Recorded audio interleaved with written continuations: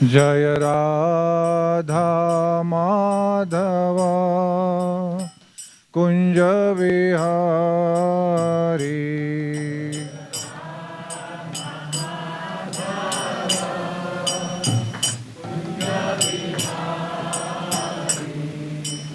Gopi Jana Vallabha Girivaradhari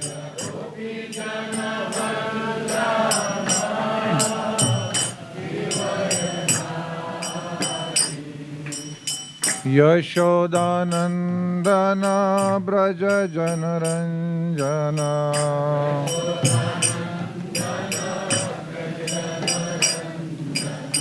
Yamuna Tira Vanachari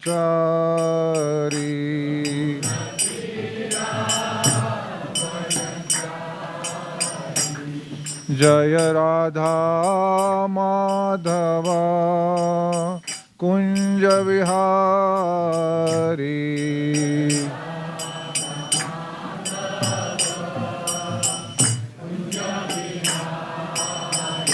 Jaya Radha Madhava Kunja Vihari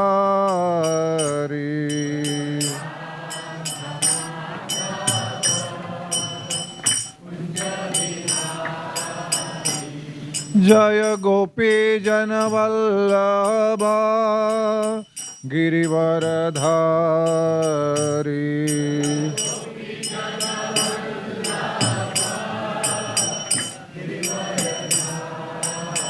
Jaya Gopi Jana Vallabha Girivaradhari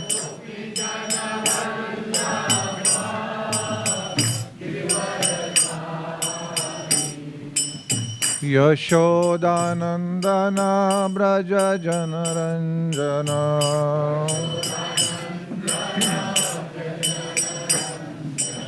Yashodanandana Braja Janaranjana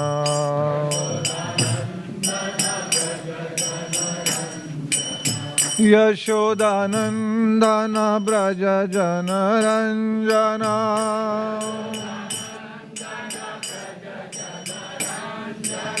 Yashodanandana Braja Janaranjana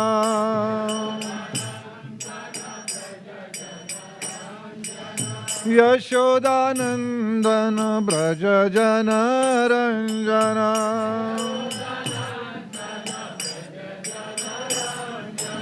Yamuna Tira Vanachari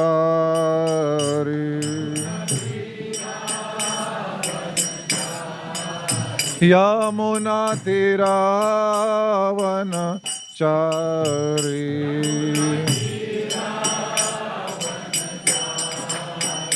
Jaya Radha Madhava Kunja Vihari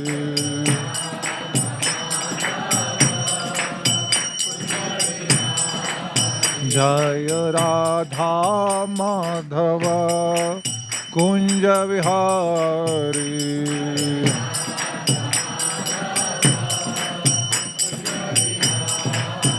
Jaya Gopi Jana Vallabha Girivaradhari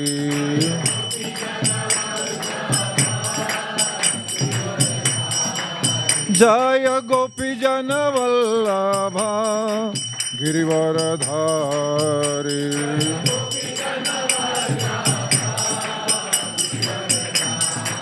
Jaya Gopi Jana Vallabha Girivaradhari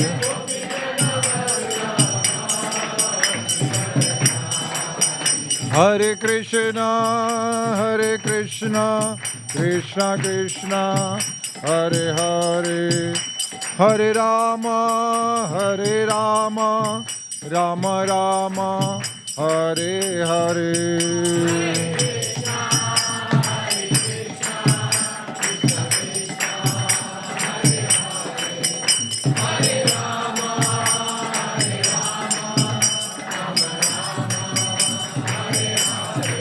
Hare Krishna, Hare Krishna, Krishna Krishna, Hare Hare, Hare Rama, Hare Rama, Rama Rama, Hare Hare.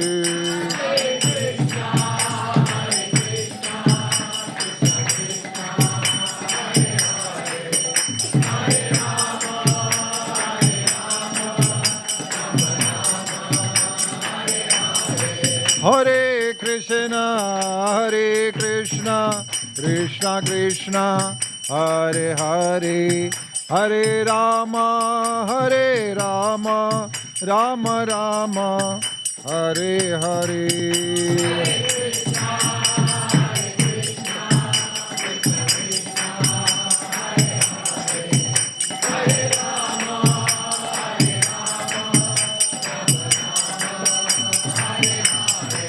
Jaya Radha, Gopinath Radha, Gopinath Radhe.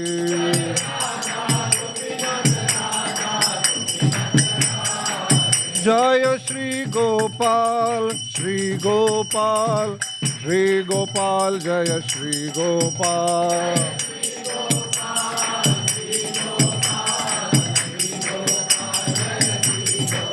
Jaya Gauranitai, Gauranitai, Gauranitai, Jaya Gauranitai.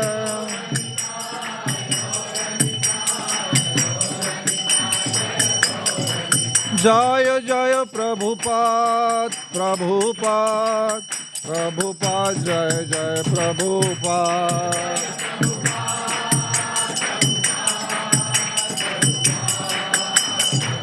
Jaya Jaya Gurudev, Gurudev, Gurudev, Jaya Jaya Gurudev.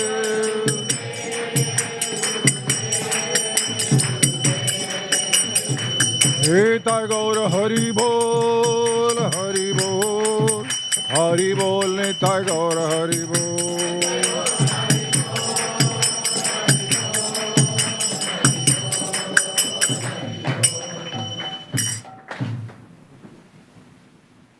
Shri हरिनाम संकीर्तन की जय, श्रील प्रभुपाद की जय, समवेत भक्त वृंद की जय।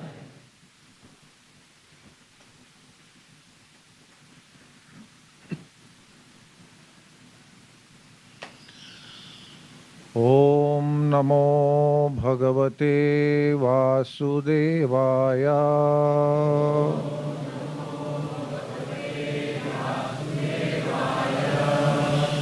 ओम नमो भगवते वासुदेवाय।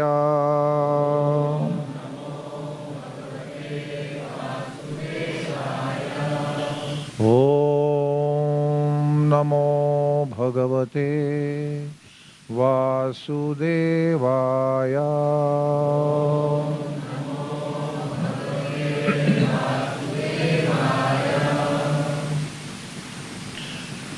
अपापेषु स्ववृत्तेषु, अपापेषु स्ववृत्तेषु, बालेना पक्वबुद्धिना, बालेना पक्वबुद्धिना, पापं कृतं तदद्भगवान्, पापं कृतं तदद्भगवान्, सर्वात्मा क्षन्तुमर्हति, सर्वात्मा क्षन्तुमर्हति। अपापेषु स्वभृत्तेषु, बालेना पक्वबुद्धिना, पापं कृतं तदद्भगवान्, सर्वात्मा क्षन्तुमर्हति। अपापेषु स्ववृद्धेषु, बालेना पक्वबुद्धिना, Papam kritam tatad bhagwan sarvatma kshantum arhati.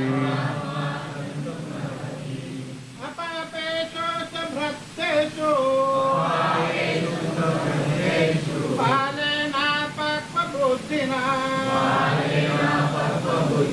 papam kritam tatat bhagavan sarvatma kshantam arhati.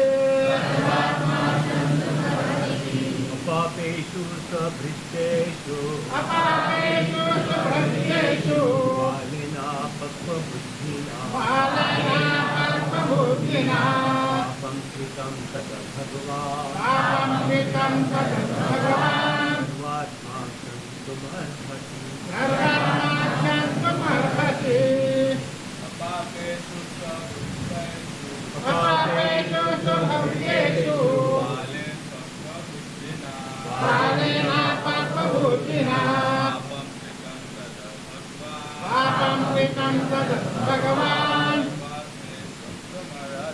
sarvatma kshantam arhati. Mataji's. Apapeshu sabhrakteshu palena pakvabuddhina papam kritam tatat bhagavan sarvatma kshantam arhati.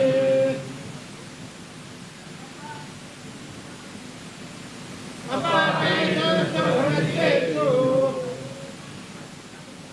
palena pakvabuddhina papam kritam tatat bhagavan sarvatma kshantam arhati. Apapeshu, unto one who is completely free from all sins. Swabrutteshu, unto one who is subordinate and deserves to be protected.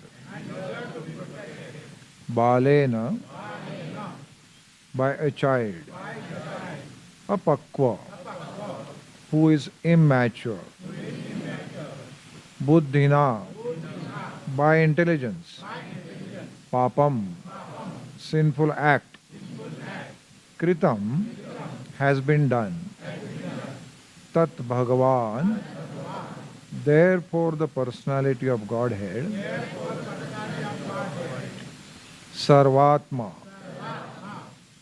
who is all pervading. Kshantum, just to pardon. Arhati, deserve. Translation and purport by Srila Prabhupada. Then the Rishi prayed to all pervading personality of Godhead to pardon his immature boy who had no intelligence and who committed the great sin of cursing a person who was completely free from all sins, who was subordinate and who deserved to be protected. Purport. Everyone is responsible for his own action, either pious or sinful. Rishi Samika could foresee that his son had committed a great sin by cursing Maharaj Parikshit, who deserved to be protected by the Brahmanas, for he was a pious ruler and completely free from all sins because of his being a first-class devotee of the Lord. When an offense is done unto the devotee of the Lord, it is very difficult to overcome the reaction. The Brahmanas, being at the head of the social orders, are meant to give protection to their subordinates and not to curse them. There are occasions when a Brahmana may furiously curse a subordinate Kshatriya or Vaishya, etc. But in the case of Maharaj Parikshit, there were no grounds, as already explained. The foolish boy had done it out of sheer vanity in being a Brahmana's son, and thus he became liable to be punished. by the law of God. The Lord never forgives a person who condemns his pure devotee. Therefore, by cursing a king, the foolish Shringi had committed not only a sin but also the greatest offense. Therefore, the Rishi could foresee that only the Supreme Personality of Godhead could save this boy from his sinful act. He therefore directly prayed for pardon from the Supreme Lord, who alone can undo a thing which is impossible to change. The appeal was made in the name of a foolish boy who had developed no intelligence at all. A question may be raised herein that since it was the desire of the Lord that Parikshit Maharaj be put into that awkward position so that he might be delivered from material existence, then why was a Brahmana's son made responsible for this offensive act? The answer is that the offensive act was performed by a child only so that he could be excused very easily, and thus the prayer of the father was accepted.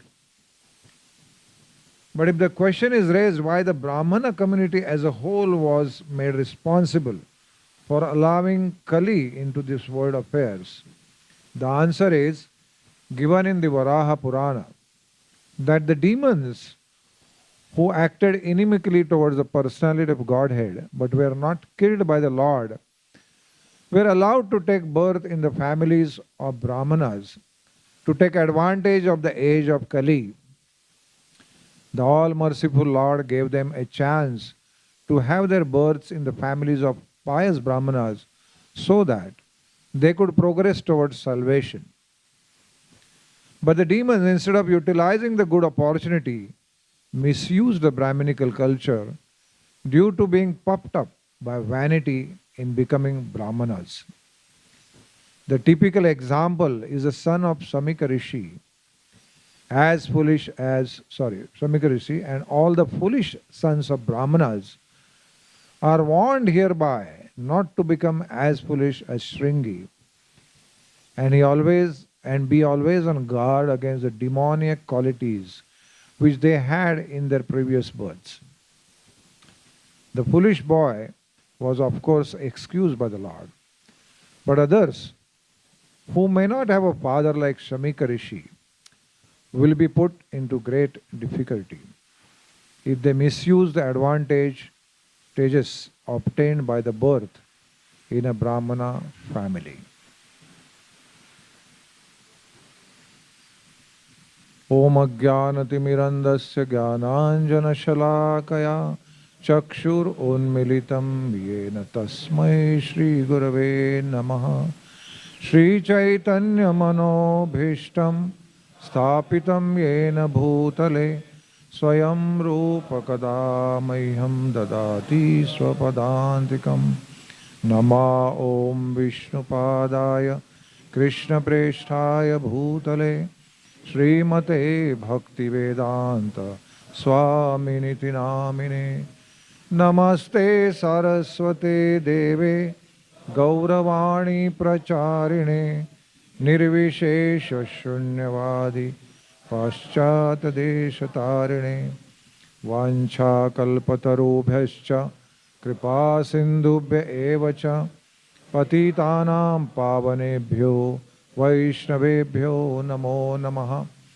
Jaya Shri Krishna Chaitanya Prabhu Nityananda Shri Advaita Gadadhar Shivasadi Gaura Bhakta Vrinda Hare Krishna Krishna Krishna Hare Hare Hare Rama Rama Rama Hare Hare Hare Krishna Krishna Krishna Hare Hare Hare Rama Rama Rama Hare Hare Hare Krishna Krishna Krishna Hare Hare Hare Rama Rama Rama Hare Hare.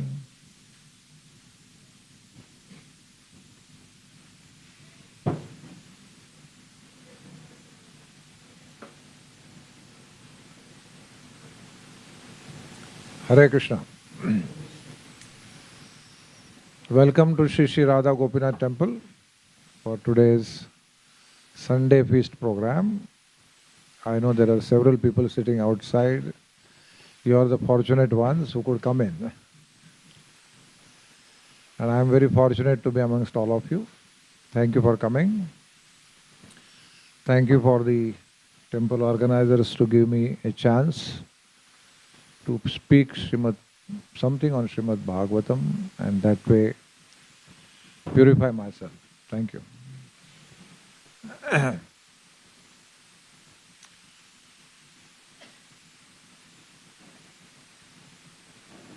So Srimad Bhagavatam is the Amala Purana.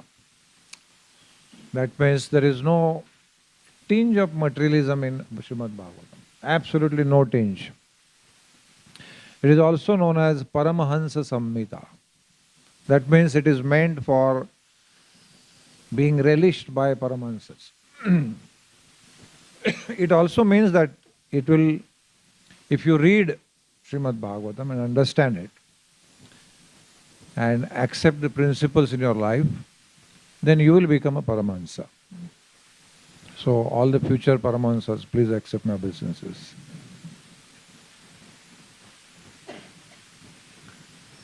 So naturally, when we are reading Srimad Bhagavatam, every word has a power to transform our lives. Every word, every verse. So in this verse, we are going to now discuss what we learn from this verse. Before that, I will just take a recap for those of you who may not be attending regularly, that we are in the first canto of Srimad Bhagavatam, where the scene is being set on how Srimad Bhagavatam was spoken. So in the Naimisharanya, Suta Goswami is narrating the history of how Srimad Bhagavatam was spoken. So naturally he speaks about the history of Pandavas, and then how King Parikshit is now the ruler, the emperor of the world, and being protected by the Lord right from the being in the womb, he was protected by the Lord. And also the legacy of his grandparents, Yudhishthir Maharaj and the Pandavas. He was a great exalted Vaishnava. And therefore his behavior was always very exemplary. And in spite of that, by the Lord's arrangement, one day when he was on hunting and he lost his path, he went to some Samika Rishi's ashram, and there Samika Rishi was in meditation. He didn't know Maharaj Parikshit has come. So because of that, he couldn't welcome him. And King Parikshit is a Kshatriya. They can go without food for several days. No water. They can keep on fighting. If you read the Mahabharata war, morning till evening, they're just fighting. There was no time to eat or, lunch break, nothing like that. It was just continuous fighting. So they were trained. In spite of that, because the Lord had arranged it, he became very upset that I am thirsty and no one is bothered.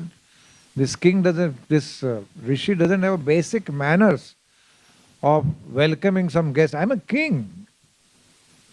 Any guest which comes to your house, Atithi Devo Bhava, it should be treated like God. So because of that, he put a dead snake around his neck. And when the son of Samika Rishi, Shringi, he came to know that this has happened, he becomes extremely angry. And he curses Maharaj Parikshit to die within 7 days. It's a heavy curse.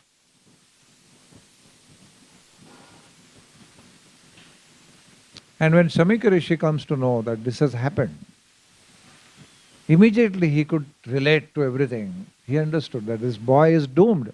He was not worried about Parikshit.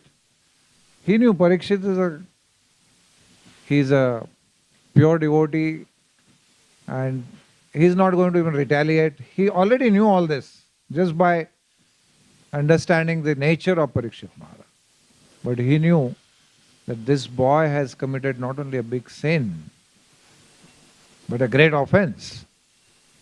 And therefore, his future cannot be imagined in the wrong direction. But at the same time, even though Samika Rishi himself is a very exalted personality, and he could see the Lord's hand in the whole Leela, still, as a matter of duty, being a father, he naturally wanted to protect the child. And therefore, here this verse says, then the Rishi prayed to the all-pervading personality of Godhead to pardon his immature boy who had no intelligence and who committed the great sin of cursing a person who was completely free from all sins, who was subordinate and who deserved to be protected. So this is the setting the scene. This is where we are today. So let's look at the personalities involved in this particular verse. There is Shringi, there is Parikshit Maharaj, there is Samika Rishi, and there is the Supreme Personality of Godhead. 4 personalities are there. How they react to the situation. So Shringi, his act is definitely completely out of vanity, as it is said here by Prabhupada. And it is only because he had the power but no maturity to utilize that power. He had the position of a Brahmana but no maturity to utilize that position in the right direction. He had that knowledge when a person can be killed. In the Bhagavad Gita, Srila Prabhupada in the first chapter, 36th verse, he gives purport on Arjuna's dilemma, whether these people can be killed or not. So there, Prabhupada is saying 6 kinds of aggressors, they are allowed to be killed. You can kill them immediately. One is one who gives you poison. So already the Kurus had given poison to Bhima. Then one who sets fire to your house. Then one who attacks with weapons. He attacks you with weapons in order to kill you, then you have to kill him. He plunders all the riches. He grabs your land. Or he kidnaps your wife. For wife it is husband. So none of this had happened. It was a trivial incident from all angles. That somebody is upset, angry. The kings, they can be angry. They are not judged by occasional outbursts of anger. They are judged by overall what is their effect on the population.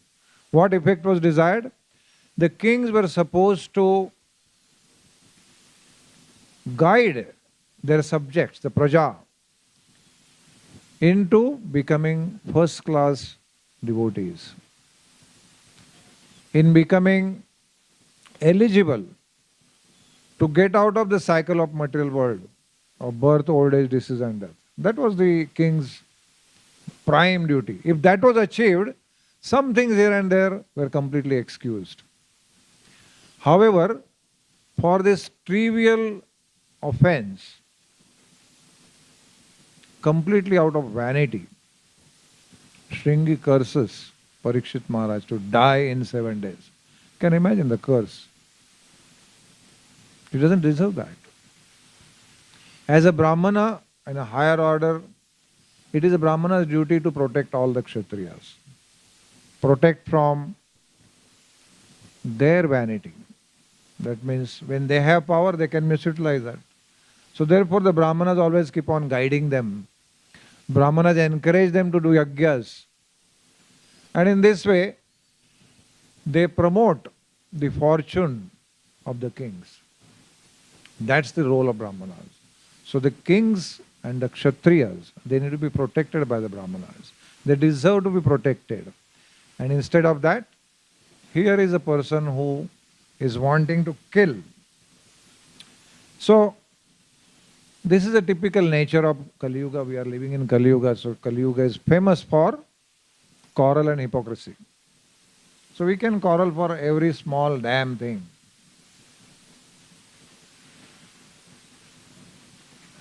Just 2 days back, one pediatrician sent me an email. Looks like an imaginary story, but it's worth hearing. That the husband and wife, they have filed their papers for divorce. And the divorce is because the husband doesn't agree with the wife and the wife doesn't agree with the husband. What is the matter of dispute? Simple dispute. The father wants his son to be an engineer like him. And mother is very, very vehement that no, he should become a doctor like her. So, this is going on. So when the court judge asks, what is your problem? So then they say this. The husband says, he's my son. And he says, he's my son.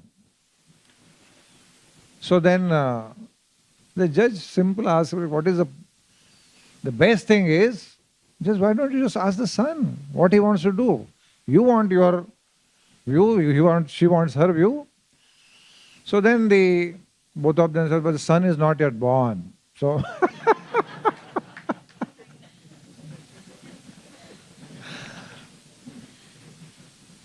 so this is the nature of Kali Yuga, that you can fight over anything. Why did you look at me like that?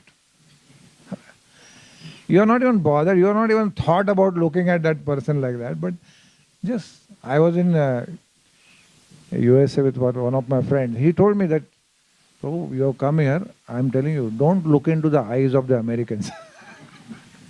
I said, why? Because I am used to, looking at people directly, sometimes greeting them, I am used to that. So he said, no, you have that habit, that's why I told you. So I said, what will happen? He said, they can become upset and shoot you. Somebody looks into their eyes, they feel offended. How can you look into my eyes?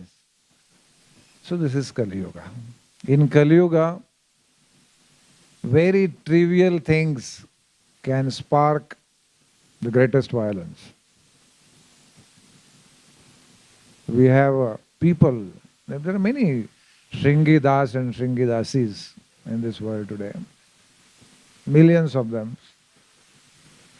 And what did they do? In our South India, there was a famous festival called as Jallikattu. Where the bulls, very high-breed bulls, very powerful bulls, there was a play with, trying to control them, and it was a fantastic ceremony. Now that, they tried to stop it by law, saying that it is cruelty on animals, that you are trying to control him forcibly. And most of them, they eat cow meat. The people who oppose this in the name of cruelty on animals, they don't mind killing a cow and eating it, or killing a goat and eating it. This is the way Kali Yuga is there. We have to be very, very careful and not be remotely associated with Sringidas and Sringidasi. And remotely even allow that tendency to come in our lives. So, this was one part, that Parikshit Maharaj had not done any of those 6 kind of sins and still he was cursed.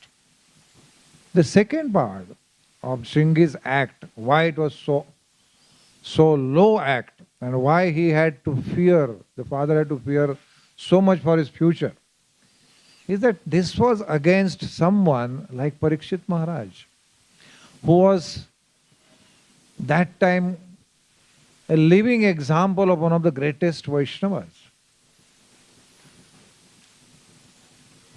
You can understand that the Lord has chosen Parikshit Maharaj so that we all can be taught the finest aspect of real dharma, the highest form of real dharma. Through whom? Maharaj Parikshit. So that was his qualification. Against him, he is saying, I curse you to die in 7 days. So again, this is a very, very dangerous proposition, offending a Vaishnava. In the Skanda Purana, there is a verse which says how one offends a Vaishnava. What are the ways in which we offend the Vaishnavas? I'll read it for you. It says,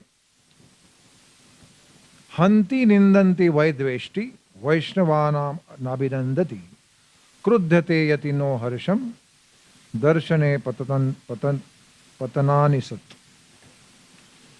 It says, one is a desire to kill a Vaishnava, Hanti, finish him off.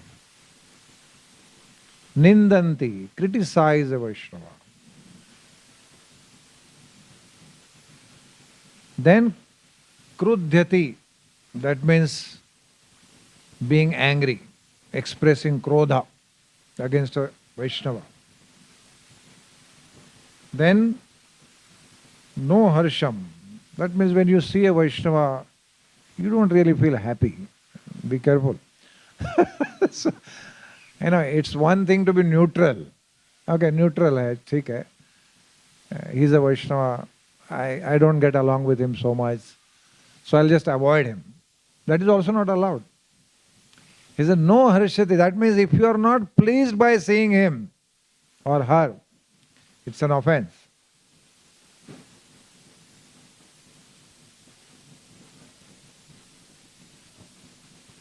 So killing, criticizing, not respecting, not being pleased on seeing the Vaishnava, these are all ways by which you can offend the Vaishnava. So from any angle, if you offend a Vaishnava, generally the Vaishnava is not very, you can say, he doesn't bother, because he is practicing humility.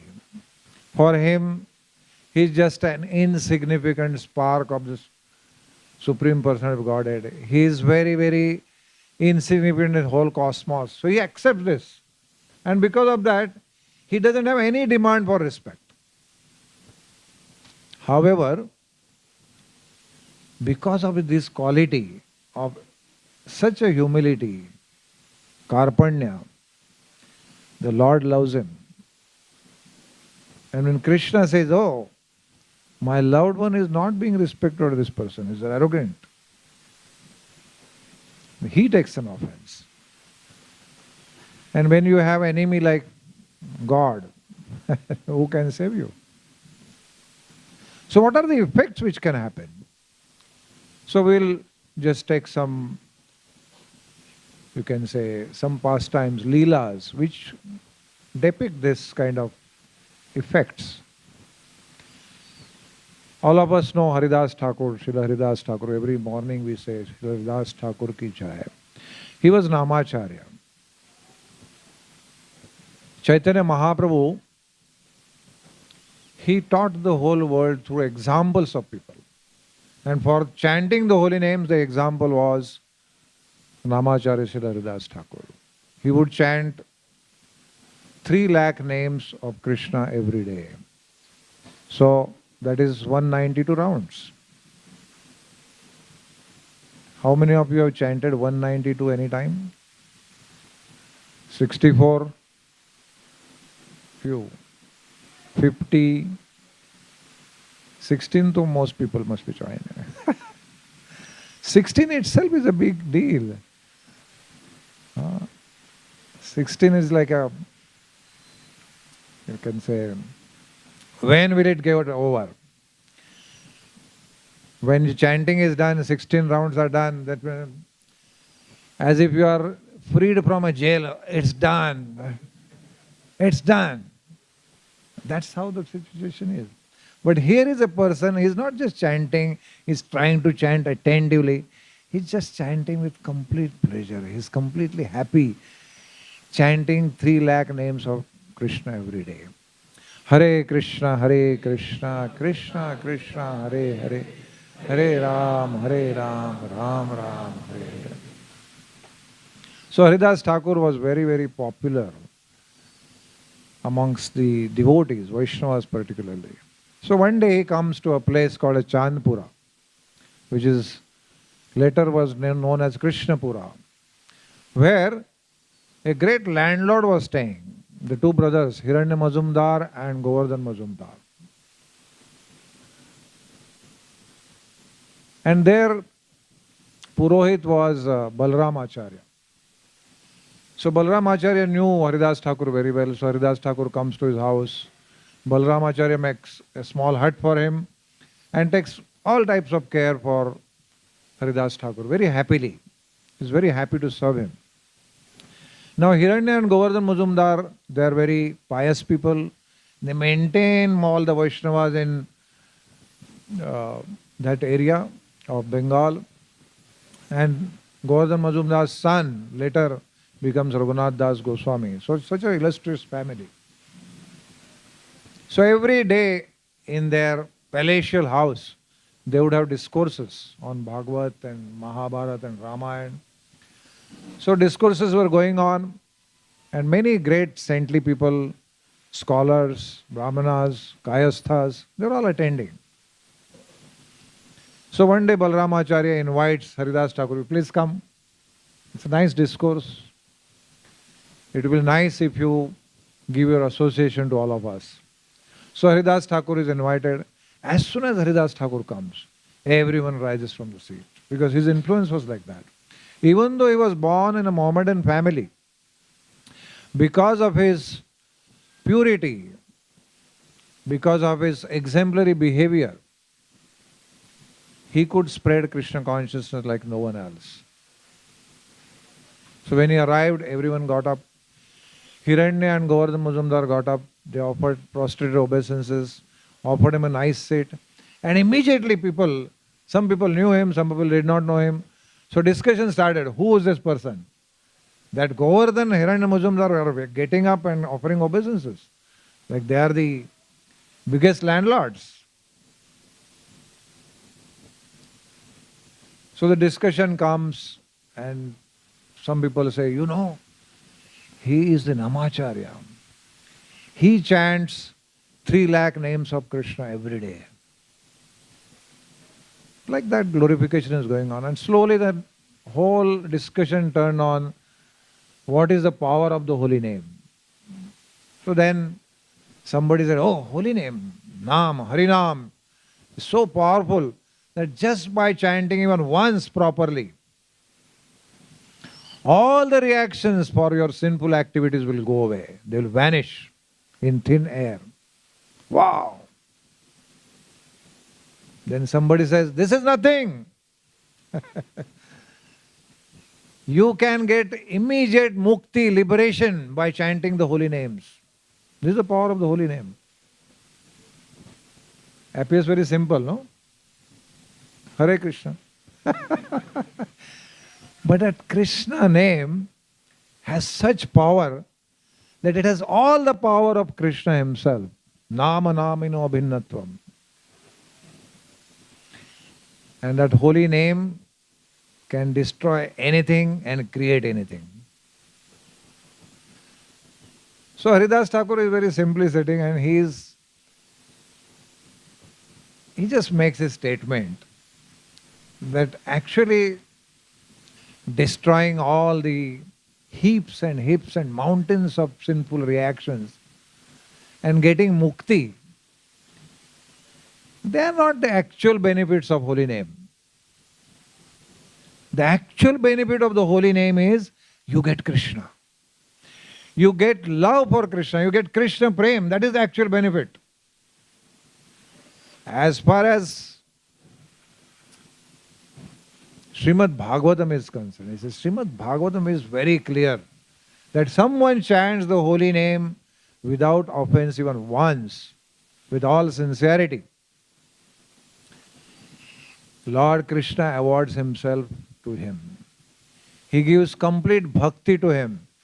And in that state, the devotee who's infused with the Krishna Prem, he starts crying, laughing, dancing.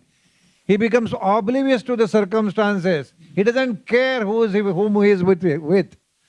He doesn't care where he is. And in this way, he becomes stunned. His voice falters.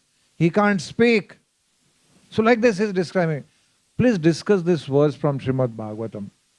He tells the audience, please discuss this verse. So everyone says, no. We want you to discuss this verse. You tell us. Because who can be better than you to tell us about the holy name? So Haridas Thakur, he says, okay, there is another statement. Just like when the sun is rising, the sun has not risen as yet. It is just rising. It is behind the mountains. But there is light. And as soon as the light comes, in the Sandhya time, morning and evening, the light dissipates all the darkness. There is no darkness. Even though the sun is not yet seen. All the bad elements of this world, they go away. The thugs, the thieves, rogues, ghosts, hobgoblins, etc., etc. All of them, they are gone. All the fear is gone. This is just before the sunrise. Then he says, this is how it happens with the holy name. The actual name, it is still not within your heart. It is just a nam abhas. It is just something similar to the holy name that is sufficient to give you mukti as well as freedom from all the reactions of sinful lives. Imagine the power of the holy name. So, after this, everyone is, wow, amazing. But there was one person. He was a very scholarly person, lot of gyan. He was very proud of his knowledge also. He had very handsome and beautiful body. He was youthful. He felt so angry because it was being challenged. His knowledge was being challenged. All the time he was proposing that mukti is possible only after a lot of struggle with knowledge. When you acquire all the scriptural knowledge, then you can get mukti. And here, somebody is saying, just chant Hare Krishna. And even if it is not proper, mukti is guaranteed. Imagine. What a boon. So it's like he's like feeling, what? Am I a fool to read so many scriptures? Yes, sir, you are.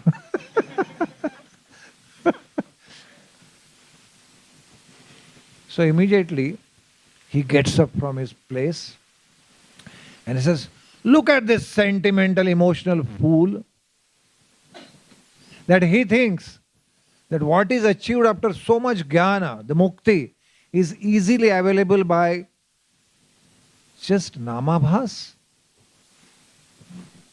So Haridas Thakur says, my dear sir, I am not saying this. The scriptures are saying this. See the example of Ajamil. Ajamil did not mean to call the Lord when he said Narayan, Narayan. It was namabhas, it was something like the holy name because his son's name was Narayan. And that's why in India we'll see most of the names are connected with the Lord. Now the trend is going. We have now Rinkus and Pinkus and Sweetus and Swatus, whatever it is. It's all gone. Previously the names were always with the Lord, connection with the Lord or his devotees. So Ajamil is an example. He didn't mean to call Narayan, but still, just by saying that, immediately he was given freedom from all his sinful activity, unimaginable sinful activity. And he was given another chance. And he perfected his life. So that person became more angry. He said, if by Namabhas one doesn't get mukti, I will cut off your nose. Now this was like a big thing. As soon as he said this, there was like a tumultuous roar.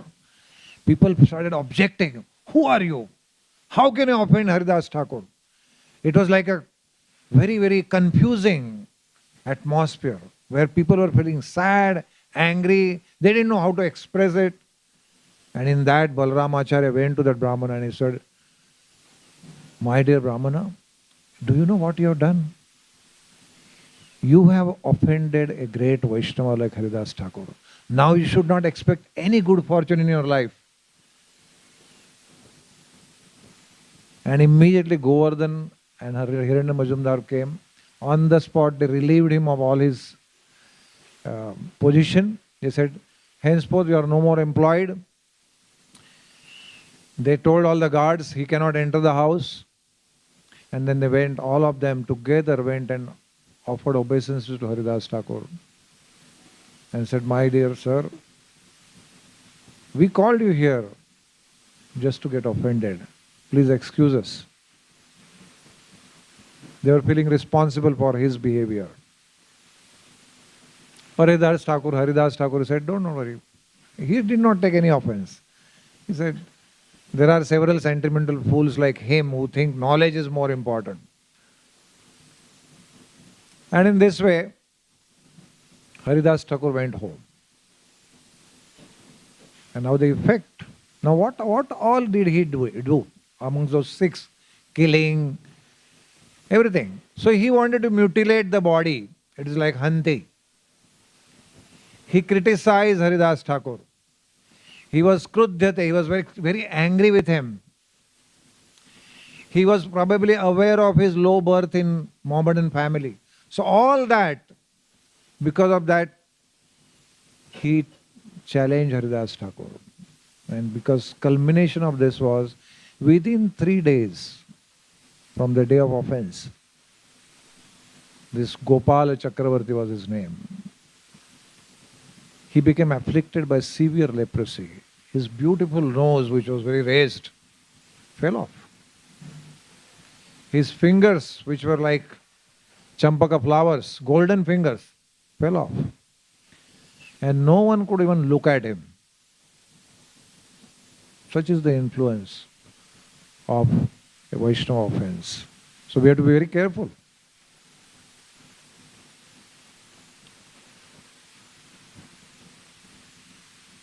Our Tanishka was just now saying about something related to Durvas Muni, then Hanumanji, so many things. We all know this famous episode of how Durvas Muni, he felt offended again because he was a rishi and Ambarish Maharaj was a simple grihastha king. He arrived when Ambarish Maharaj was about to break his fast after a fasting of 1 year. And he said, please come and have food with me. Durvasa Muni goes and deliberately, he takes longer time taking bath in the river. And because the Muhurta was going, Ambarish Maharaj consulted the Brahmanas there. He himself was very knowledgeable. So he suggested that if I take a drop of water, it is not breaking the fast, but at the same time it is breaking the fast. So both things will be achieved. So he takes a drop of water. And Durvasa comes, he finds out he has taken a drop of water. So again, he was already hating him because of his influence as a Vaishnava. So immediately curses him and again tries to kill him. By producing from his one hair, he produces a very gigantic demon. And then demon, as soon as he tries to attack Ambarish Maharaj. Now again, Ambarish Maharaj is, whatever my Lord wants, He stands there without any protest, without any orders to the soldiers to attack the demon. But there is somebody around there. It is said the Bhagavatam by previous order. it's a standard order given by the Lord to Sudarshana, that wherever my devotees are there, be around that. So he might be somewhere here. Huh? So devotees are always protected by Sudarshan. So as soon as the demon tried to attack Sudarshan, destroyed the demon in no time, and then he tried to figure it out. Where did the demon come from? Oh, Durvasa, okay. Then he started chasing Durvasa. And Durvasa went all over the world. Brahma, Shiva, Vishnu, everyone just raised their hands. No, we can't do anything. You have offended a Vaishnava. Go back to him. And only when Durvasa Muni came, offered obeisances, asked for forgiveness.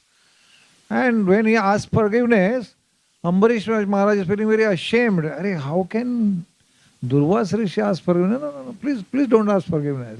I have already forgiven. I have not even taken an offense. This is a Vaishnava. So in this way, the Lord is very, very careful in protecting his devotees. He is known as Bhakta Vatsal. Vatsa means what? A calf.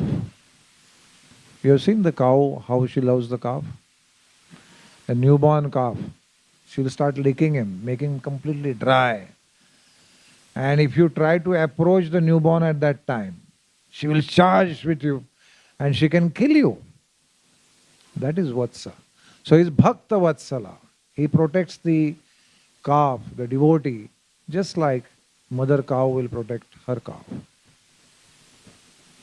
So, we need to be very careful on this whole aspect. Of course, sometimes, the idea is that we should be really aware of what can go wrong when we deal with Vaishnavas. These Vaishnavas, they are the ones who will give you Krishna Prem. So you can imagine their importance in our lives. They are so important. When Sanatana Goswami was instructed by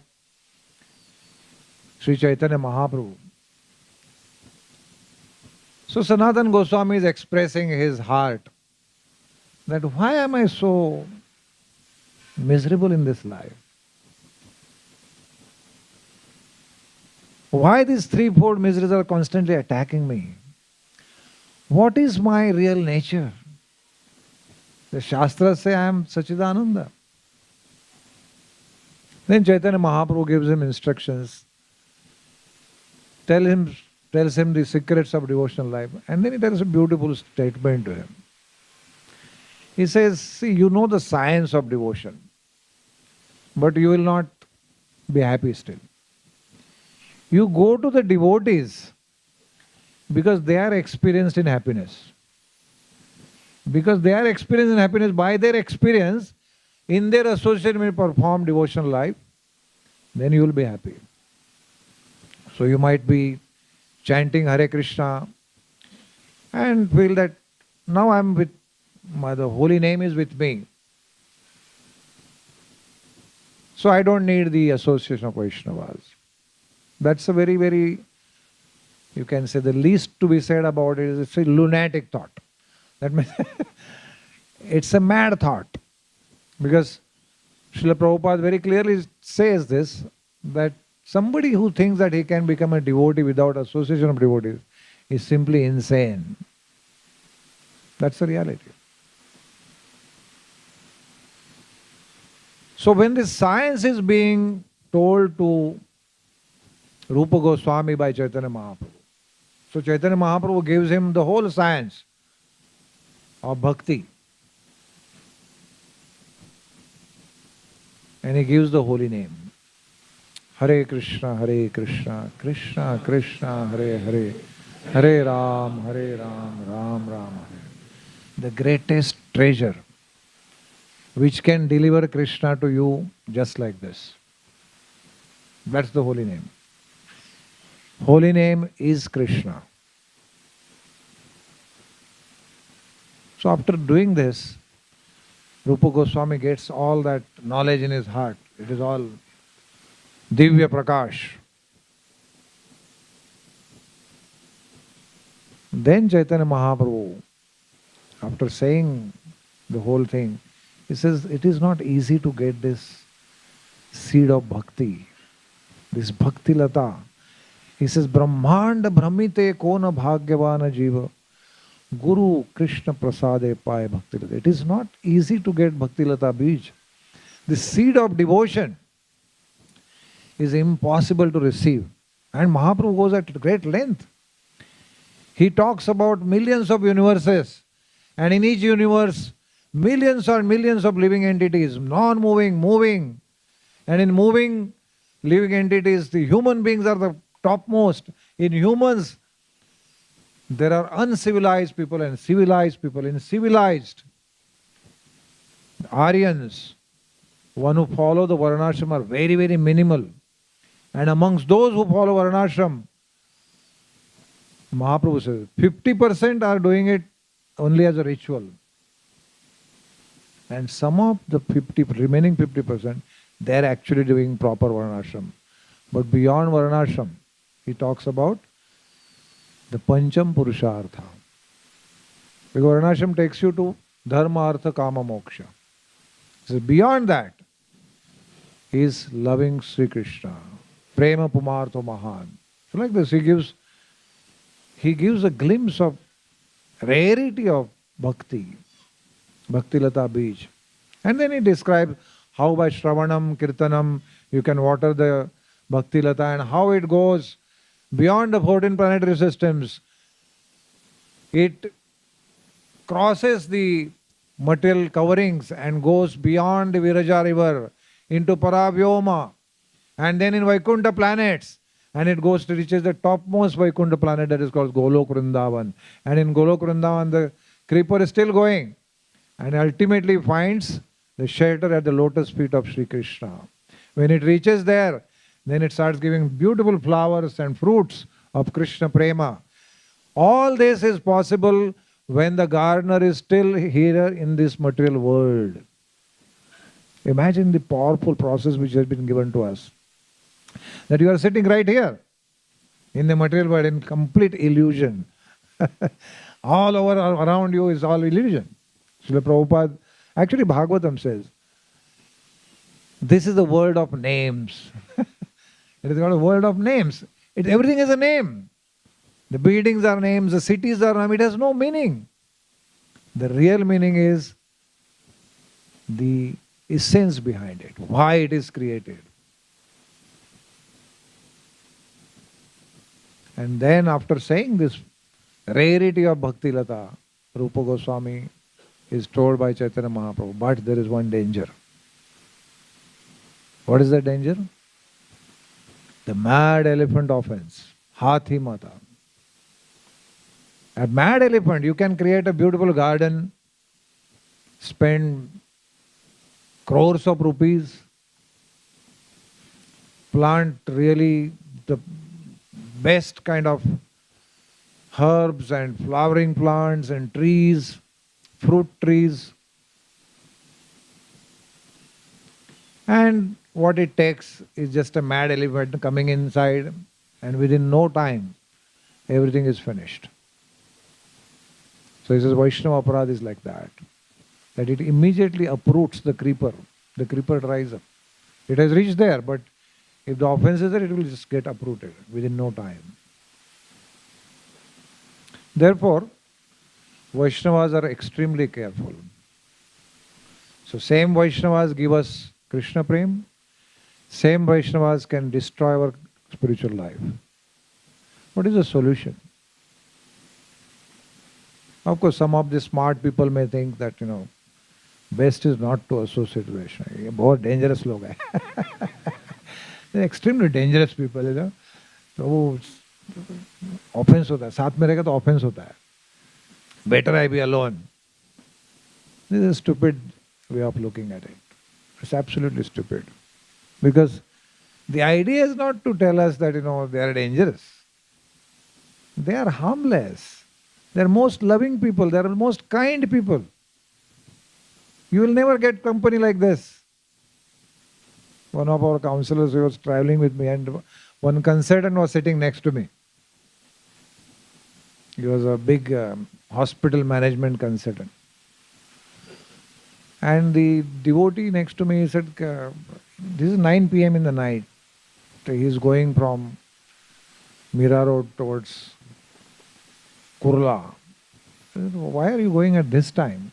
Well, there is one devotee, he is in some terrible problem, family issues, I need to go. So then he said, tomorrow I might have to travel to Kolhapur, because the issue is related there also. So then at some point he got down, and then this consultant started asking me, Kaun tha wo? Who was he? That he was a devotee, he is a counselor. They are called as counselors. Acha, but at this time he is going, how much is paid for this? So, so I said, no, he is not paid. And that means that person must be related to him. No, I say, he is not his relative also. But then why is he going to that place at night, and what is his gain in that? There is no gain. They just want to help the other Vaishnavas. This is how Prabhupada was. This is how all our Acharyas are. This is how Vaishnavas are. They will go to any extent if you are related to them.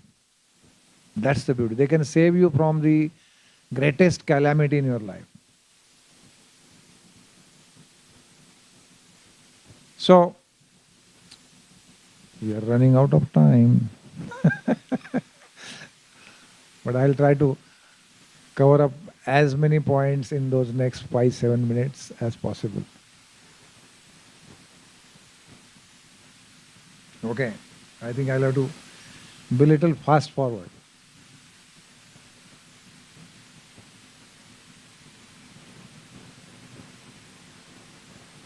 So why did Sringi actually behave like this?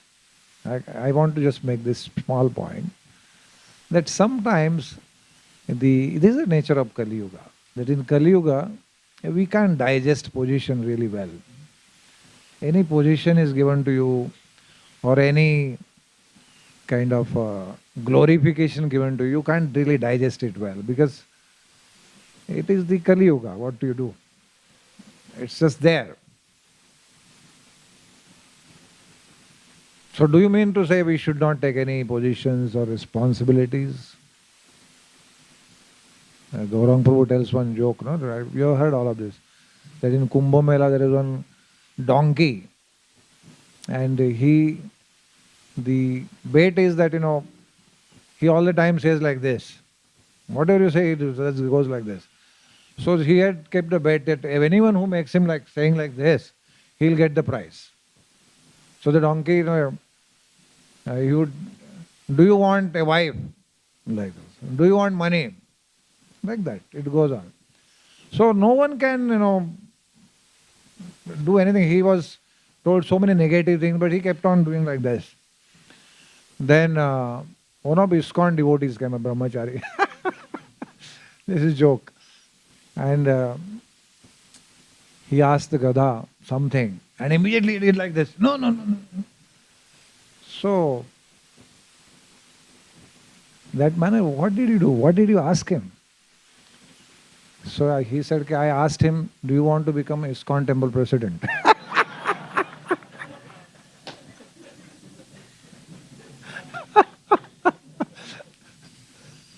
Because generally anyone who takes a leading position, everyone is there to shoot him down, tell him how to manage, and tell him not to offend the Vaishnavas. So that's very dangerous sometimes if the position defines us. Our definition is very simple. Whether you're a king or a beggar, only one position. Das, dasano, das. There's no other position, because that's your reality. We are simply insignificant. Krishna can make you most significant within no time. And at next moment he can make you most insignificant. So therefore, position can be risky. When we have position, power, then you can start mistreating others, Vaishnavas, when it goes to your head.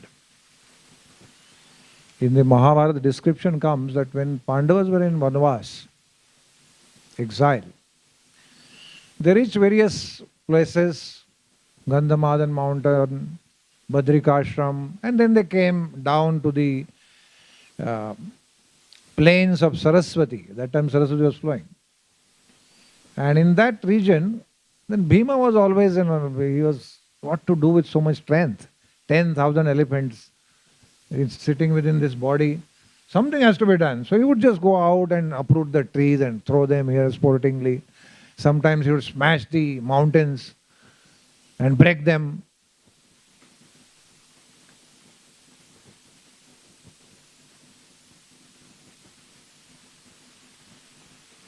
समय हो गया क्या? After hearing this lecture, you might be a little careful on how to convey the message.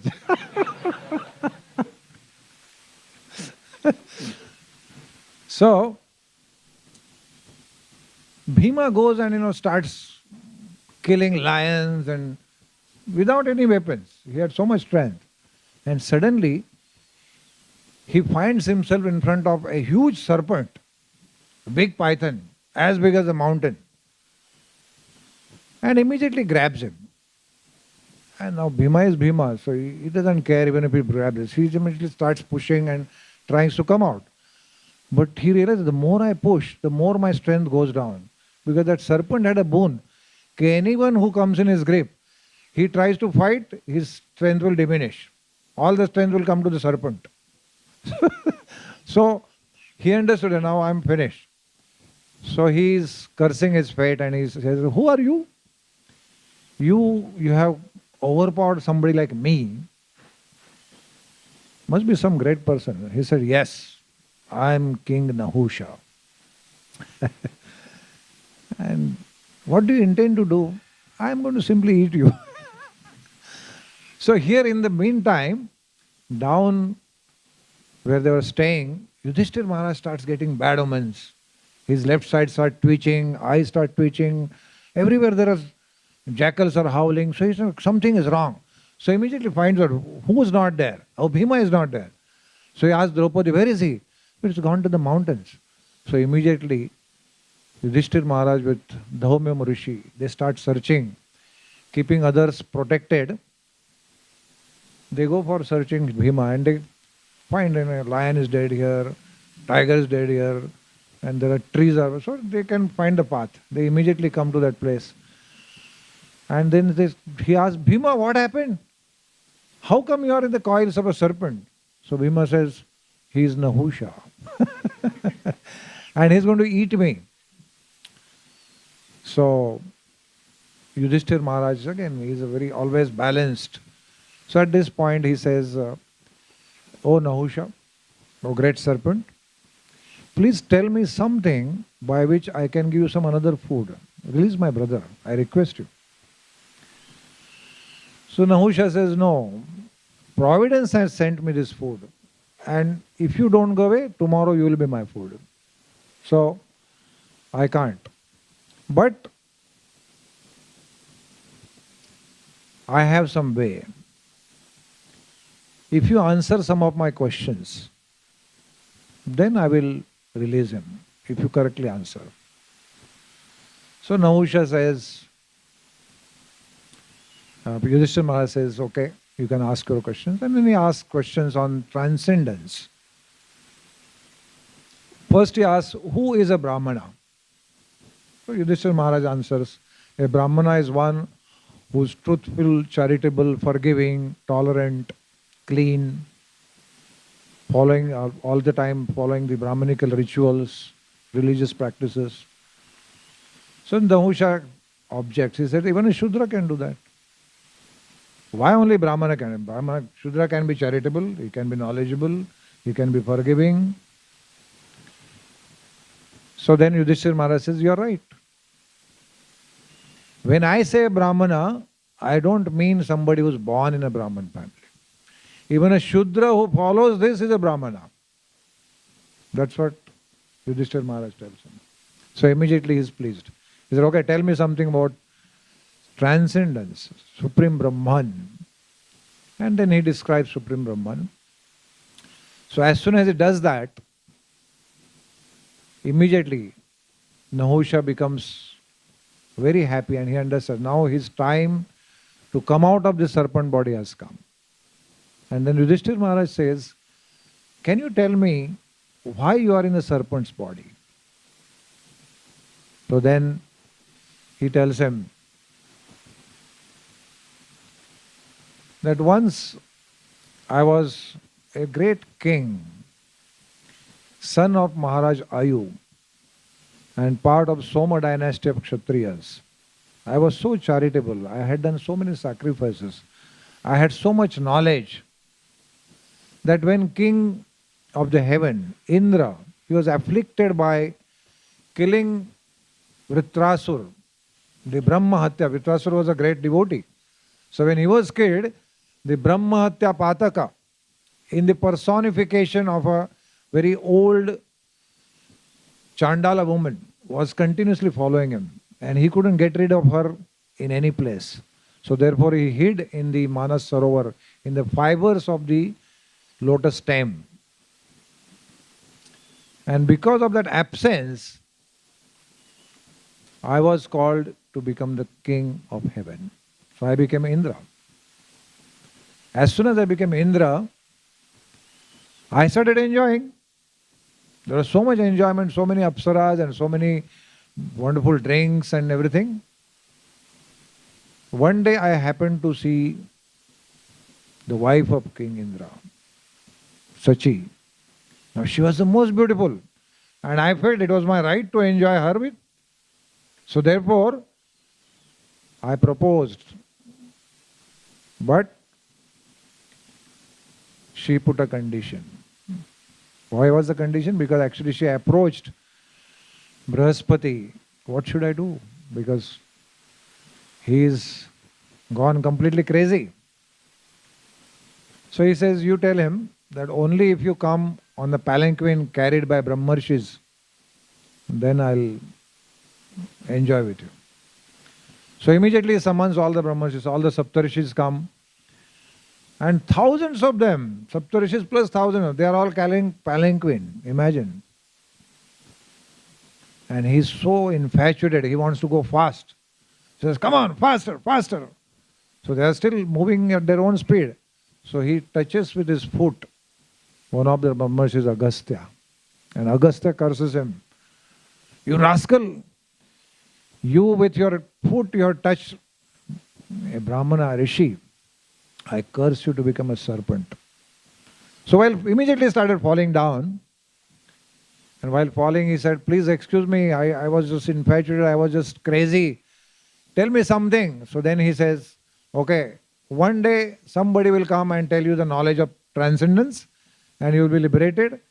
And throughout this time, you will retain your memory. You know what exactly wrong you did. So in this way, Nahusha tells the story of how position can affect us.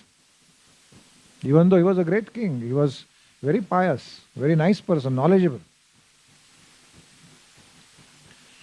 Okay, now we'll just take a few minutes more.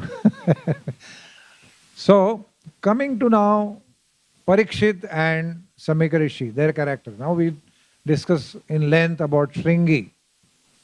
What not to do. Now what to do? So Parikshit is cursed, but Parikshit has such level of understanding, the topmost dharma. Now I'll just go back to one verse in the 17th chapter where he explains or he understands what is the real behavior of a great personality. Okay, here. Canto 1, chapter 17, text number 22.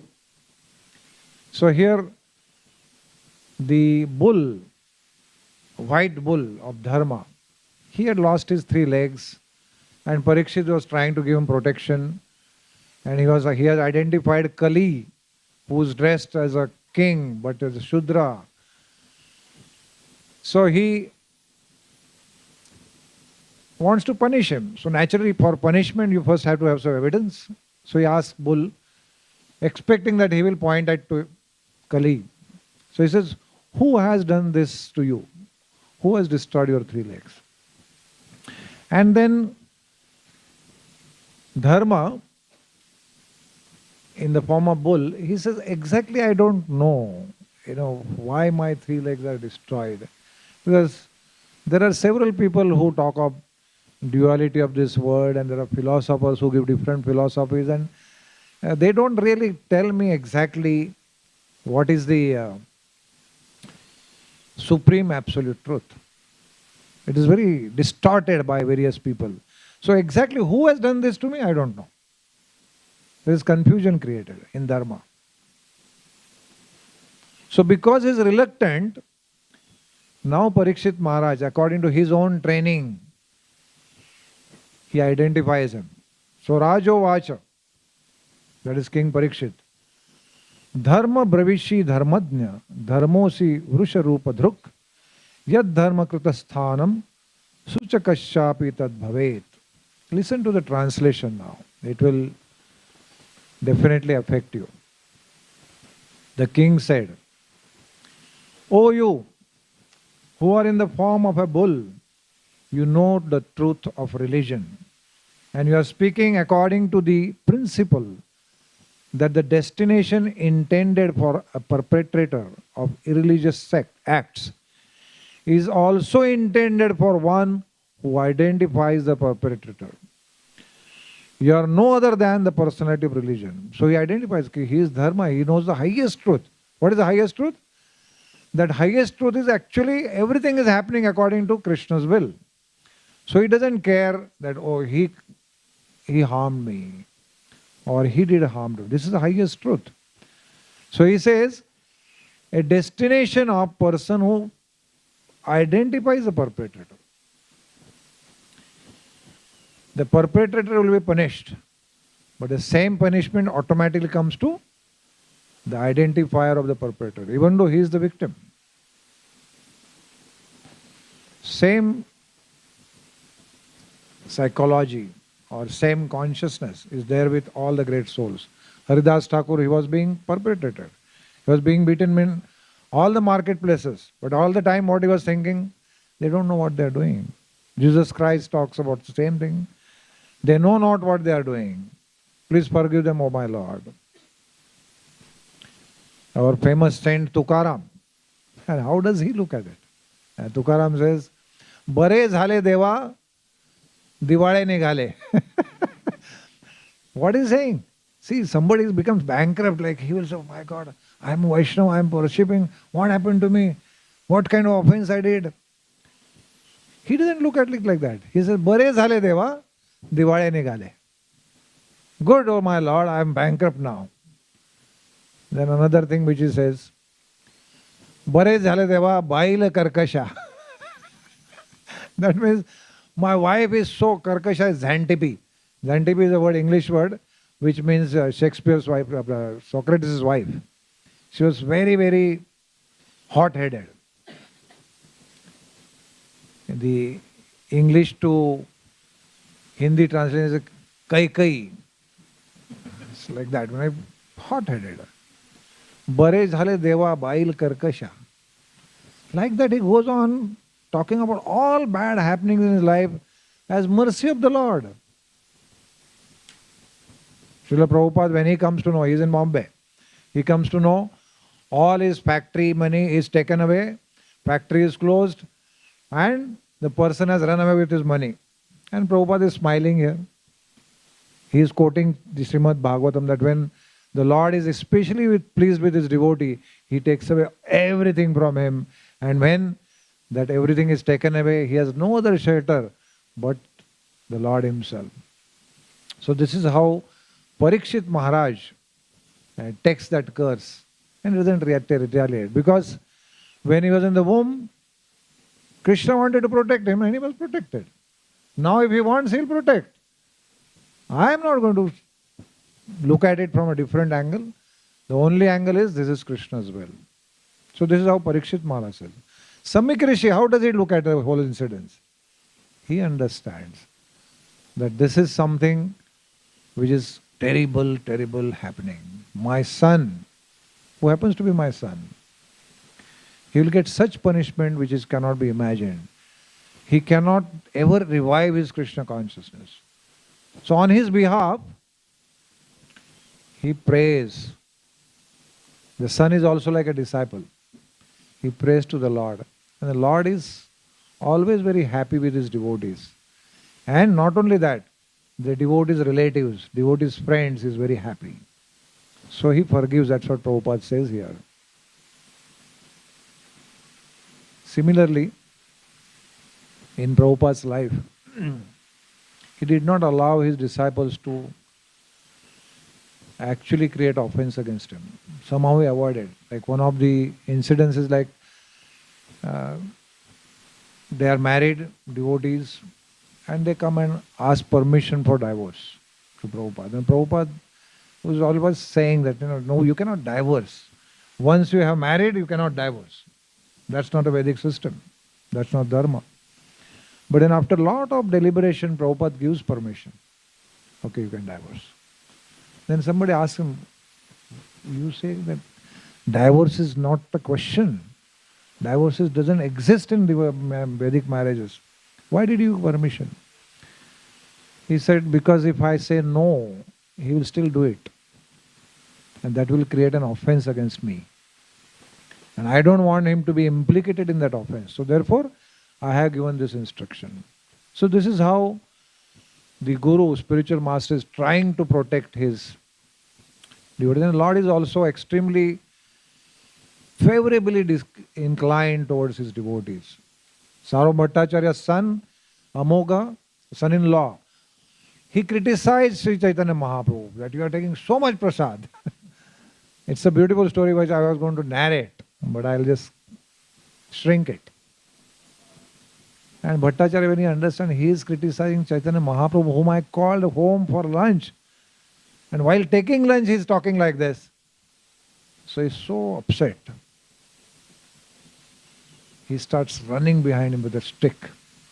And Amoga runs away and calls him such bad names. And the wife of Sarva Bhattacharya, she starts beating her chest.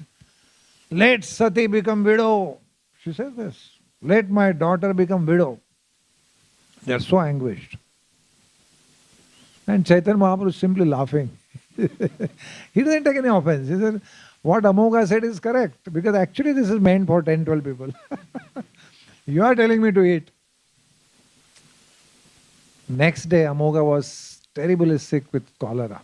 He was dying. And Bhattacharya was very happy. My son-in-law is dying. Imagine this situation. And then when Chaitanya Mahaprabhu comes to know, he rushes to the place, places his hand on the chest of Amoga and says, Amoga, this mouth is the mouth of a Brahmana. The heart is a heart of Brahmana. In that heart the Supreme Lord resides. Why you have made that place a place of envy? Chant the holy name and give up that envy. Be cleared of all the, I am clearing you. And then he starts chanting. And immediately his all offense is finished. And he starts, from the deathbed he jumps, start chanting the holy names. Hare Krishna, Krishna Krishna, Hare Hare, Hare Ram, Ram Ram, Hare Hare. And then Chaitanya Mahaprabhu tells Sarva Bhattacharya, you should not take his offense so seriously. He is your son-in-law. He is so dear to me. Now you can little bit understand this, that actually his Amoga did not suffer because he offended Chaitanya Mahaprabhu, because Mahaprabhu did not take any offense. Because Sarva Bhattacharya was so offended. He was feeling so anguished that Chaitanya Mahaprabhu is being criticized in front of me in my house while taking lunch. That reaction he got. Of course, it's a Leela. Chaitanya Mahaprabhu immediately told him, whoever is related to you is very, very dear to me. Your dog is also very dear to me. Your servant is dear to me. Everyone in your association is very dear to me. So this is the way Samika Rishi and the Lord. Samika Rishi prays and the Lord is immediately happy. Yes, yes, I have forgiven him. Even though his maker made a big mistake, I have forgiven him. So this is our chance. We learn from this sloka that we need to somehow make sure that we don't judge devotees. We are humble in their approach and our approach to the devotees. And when we are doing that, when the Vaishnavas are pleased, the Lord will be definitely pleased. And He will overlook our mistakes which we do because of conditioning of the past life. So, many beautiful pastimes I wanted to tell, but I couldn't share. It's already 11:05. So, thank you very much for listening very carefully and sorry for the delay. Hare Krishna, Krishna Krishna, Hare Hare, Hare Ram, Ram Ram, Hare Hare. Srila Prabhupada ki jai.